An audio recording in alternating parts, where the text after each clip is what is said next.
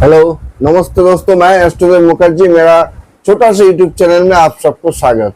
आज बात करेंगे सेकेंड पार्ट, सन सैटर्न का जो कन्वेंशन मैंने थोड़ा सा जनरल प्रेडिक्शन बताया था, ये सेकेंड पार्ट होगा। छोटा सा टिप्स मान के चलिए। सन सैटर्न तो मैंने बताया सब लग्नों के लिए, थोड़ा सा मैंने इंडिकेशन बताया, ये हो सकता है। देखो, उसके ऊपर पूरा भरोसा नहीं करना चाहिए, लेकिन इंडिकेशन मान के आप देख सकते हैं। आज और एक टिप्स देता हूं। देखो, सन सैटर्न अगर सेकेंड हाउस में बैठा है और वाटर साइन में होगा ना, तो फादर के साथ डिटैचमेंट रहने का चांसेस ज्यादा रहता है। मतलब जेमिनी लग्न हो तो सन सैटर्न कैंसर में हो वाटर साइन में, या लिब्रा लग्न हो sun Saturn conjunction close conjunction Scorpio में हो, और एक्वेरियस लग्न हो सन सैटर्न पिसेस साइन में हो, तो ये तीनों आप देख सकते हैं। तो एक खराब रिजल्ट देता है, मतलब फादर के साथ डिटैचमेंट हो जाता है किसी भी एंगल से ना। इसको फादर के साथ चाहते या ना चाहते हैं, फिर भी इसको डिटैचमेंट रहता है। अब देखो, इसको जो उस हाउस का लॉर्ड, उसका भी पोजीशन देखना पड़ेगा। किसी एक सिंगल डिक्टम से ना आप अभी विचार मत कीजिएगा। मान लो जेमिनी लग्न में सन सैटर्न है कैंसर साइन में सेकेंड हाउस में, तो आपको मून को भी देखना पड़ेगा। मून अगर अच्छा पोजीशन में हो, मतलब पक्ष बली हो, तो ये थोड़ा म्यूट हो जाएगा, ये खराब दशा। या मून इसको देख रहा है, मतलब कैप्रिकॉर्न साइन में मून बैठा है, तो मून तो स्ट्रॉन्ग पक्ष बली होगा, पूर्णिमा के आसपास होगा।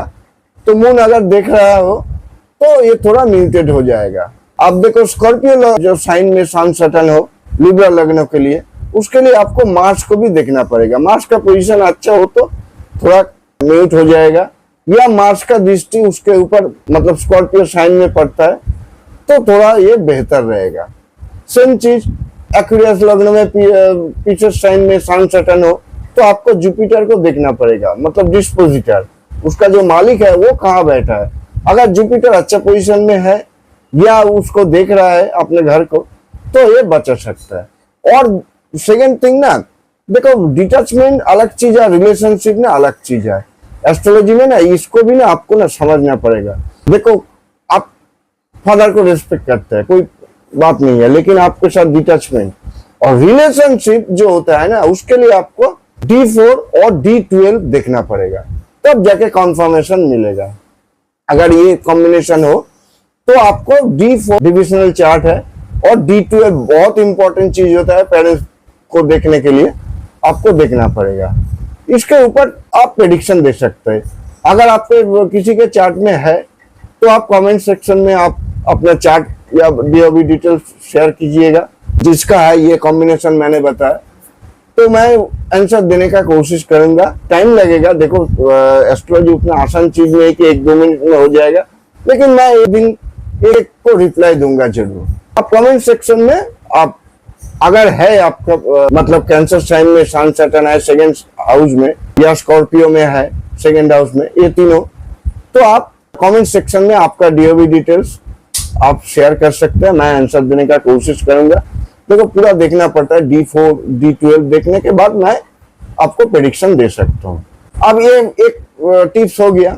अब और एक टिप्स डायरी में आप लिख सकते हो। देखो, सन सैटर्न ना 5th हाउस में अगर है भार्गव लग्नों और लिब्रा लग्नों के लिए, ये ना एजुकेशन में चांसेस बहुत ज्यादा रहता है, ये डॉक्टर बनने का चांसेस बहुत ज्यादा रहता है। भार्गव लग्नों के लिए मतलब 5th साइन कहाँ पड़ेगा, कैप्रिकॉर्न साइन में सन सैटर्न।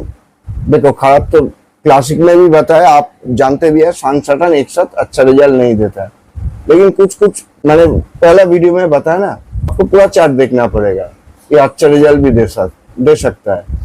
तो भार्गव लग्न के लिए किसी का अगर कैप्रिकॉर्न साइन में मतलब 5th हाउस में सन सैटर्न बैठा है, और देखो पूरा चार्ट के ऊपर डिपेंड करता है, फिर भी ये चांसेस ज्यादा रहता है कि ये डॉक्टर बनने का चांसेस ज्यादा रहता है। लिब्रा लग्नों के लिए अगर सन सैटर्न एक्वेरियस साइन में बैठ गया, इसको भी डॉक्टर बनने का चांसेस ज्यादा रहता है। ये दोनों मैंने जो टिप्स बताए, अगर किसी का चार्ट में है तो आपका बच्चे का चार्ट में भी हो सकता है, तो आप कमेंट सेक्शन में आप दे सकते हैं। मैं कोशिश करूंगा दिन में डेली मैं एक को मैं रिप्लाई दे सकता हूँ, आप कमेंट सेक्शन में दे सकते हैं। देखो, एस्ट्रोलॉजी एकदम बेकार चीज नहीं है, टाइम लगता है, बहुत सारा चीज होता है, एक गरीब घर का बंदा, उसको डॉक्टर, देखो डॉक्टर बनने के लिए कितना पैसा लगता है, ये भी फिनेंशियल सिचुएशन देखना पड़ता है ना। प्रैक्टिकल तो देखो, एस्ट्रोलॉजर भी प्रैक्टिकल सोच रखना चाहिए एस्ट्रोलॉजर का भी, कि वो कौन फैमिली से बिलोंग करता है। सब बच्चे का तो चार्ट में तो ऐसा नहीं होगा कि डॉक्टर बनेगा, एक तो मतलब फैमिली का एक तो सपोर्ट रहना चाहिए ना, तब जाके एक बच्चा हाँ डॉक्टर बन सकता है। तो ये सब चीज दिमाग में रखना पड़ता है। अंधाधुंध मैं प्रेडिक्शन दे दूंगा कि ये होगा, ऐसा नहीं है। पूरा सिचुएशन देखना पड़ता है, फैमिली का सपोर्ट बच्चे को मिलेगा तो मैं गारंटी देता हूँ ना, वो 80% चांसेस है डॉक्टर उसके लिए ना अच्छा, मतलब एजुकेशन बोलो, प्रोफेशन बोलो, बहुत ही अच्छा रहेगा। मतलब भार्गव लग्नों में कैप्रिकन साइन में सन सैटर्न हो, D24 दशा, अंतर्दशा, ये भी दशा मेन चीज देखना पड़ता है।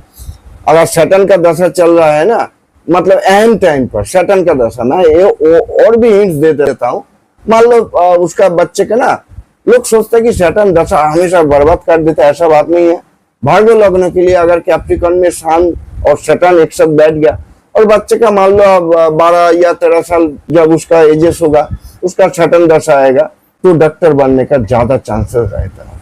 ठीक है, सेम चीज लिब्रा लग्नों में अगर मान लो क्लियर साइन में सन सैटर्न बैठ जाए, अगर सैटर्न का वही टाइम में मान लो 12, 14, 15, 16 उसी टाइम में सैटर्न का दशा आया बच्चे का, अगर फैमिली का सपोर्ट मिलेगा, ये डॉक्टर बनने का बहुत ही चांसेस होगा और उसके लिए परफेक्ट होगा।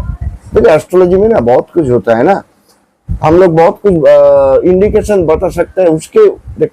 वरना अगर आप सोचोगे कि नहीं मेरा कुछ बदलेगा नहीं, जो कुछ मैंने लेके जन्म लिया हूँ उसको मैं बदल नहीं सकता, ये भी सही नहीं है। कर्मा करने से ना काम होता है। इसलिए तो एस्ट्रोलॉजी गाइडेंस लोग लेता क्यों, कि मुझे क्या करना है, मेरा कौन सा प्रोफेशन बोलो, कौन बच्चे का कौन सा एजुकेशन, कौन सा स्ट्रीम हो, कौन सा उसके लिए परफेक्ट होगा, ये सब गाइडेंस आपको लेना पड़ेगा। तब जाके ऐसा कोई बात नहीं कि देखो, मान लो मैं एक एग्जांपल देता हूँ, मान लो एक बच्चा जन्म हुआ तो उसका ज्योतिष बता दिया कि बहुत बड़ा एजुकेशन इसका अच्छा रहेगा, बहुत कुछ होगा, लेकिन वो बच्चा, आप अगर उसका पिता माता सोचा रहे उसका चार्ट में ही तो है हायर एजुकेशन बोलो, डॉक्टर बोलो, इंजीनियर बोलो बनेगा, तो पेरेंट्स ने सोच लिया अरे आप वो तो हो जाएगा, तो उसके लिए अच्छा स्कूल एजुकेशन का जरूरत नहीं है, वो तो अपने आप बन जाएगा। ऐसा नहीं होता है। तो एस्ट्रोलॉजी में ना बहुत कुछ चीज होता है ना जो हम बदल नहीं सकते, मैं भी मानता हूँ, लेकिन बहुत कुछ चीज होता है ना, कर्मा, कर्मा बहुत इंपॉर्टेंट चीज होता है। तो उपाय बोलो, हाँ ठीक है, उपाय भी एक कर्मा है ना, कर्मा बहुत इंपॉर्टेंट चीज होता है। घर बैठने से आप करोड़पति नहीं बन जाएंगे। हाँ ये हो सकता है कि बहुत वो अलग से टॉपिक हो जाएगा कि किसी के आपको लॉटरी मिल जाए, ऐसा बात, लेकिन वो परसेंटेज 0.12 ऐसा होगा। लेकिन आपको ना सही गाइडेंस लेना चाहिए।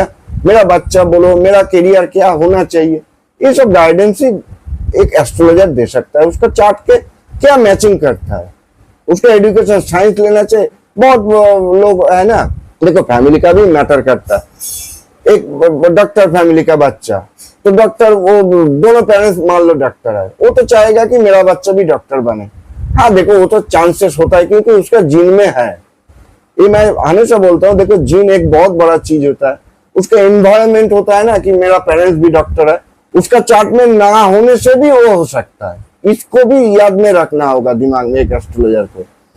हाँ अब देखो ऐसा चार्ट भी होता है कि नहीं, इसका चार्ट में डॉक्टर होना बहुत ही मुश्किल काम है, तो एक एस्ट्रोलॉजर उसको सही गाइडेंस उसको पेरेंट्स को दे सकता है कि मुझे लगता है इसको टफ होगा, इसको शायद उसको हिसाब से जो भी पसंद करता है, वो मान लो कि सीए करना चाहता है, अगर चार्ट में है जुपिटर मरकरी ना देखना पड़ता है सीए करने के लिए ना, जुपिटर मरकरी वो बहुत इंपॉर्टेंट होता है। सीए करने बोलो, अकाउंटेंट, तो मान लो कि वो करना चाहता है, तो चार्ट में अगर उसका है, वो पेरेंट्स को बता सकते हैं आप प्रेशर मत कीजिएगा, आपका बच्चे का चार्ट में डॉक्टर बनने का जो एकदम 90% नेगेटिव दिखाई दे रहा है, तो ये गाइडेंस आप ले सकते हैं। यही होता है एस्ट्रोलॉजी। ठीक है, थैंक यू फॉर वॉचिंग। अच्छा लगे तो शेयर कर देना, सब्सक्राइब कर देना, और कुछ नया सीखने को मिलेगा तो एक लाइक जरूर ठोक देना।